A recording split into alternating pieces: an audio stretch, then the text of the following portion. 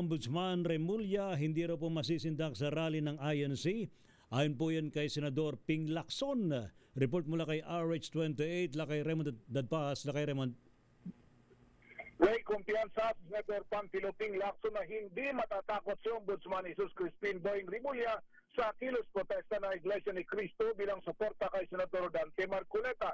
Sa kanyang ex-account, sinabi ni Lacson na isang Caviteño ay tiyak na hindi madadarag si Ombudsman Boying sa rally ng INC ngayon at bukas unggat hindi nihakain ang kaso laban kay Marcoleta. Kahit paharangan ng mga INC backers ni Marcoleta ang EDSA, ay nandyan ang PNP upang mga siwa sa katiusan at sa kabila ng abalang iglulot ito sa mga commuter at sa mga motorista.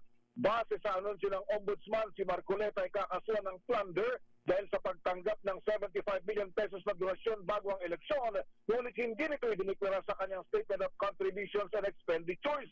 Una nito inanunsyo ng INC na ang kanilang rally ay bilang suporta kay Marcoleta na kakasuhan ng plunder. Sa paniniwalang siya ay pinipigilan ang pag-iimbestiga sa mga katiwalian at makiisa sa impeachment trial laban kay Vice President Sara Duterte. Ito si RH20, Raymond Dadpas para sa DCRH, una sa Pilipinas, una sa Pilipino.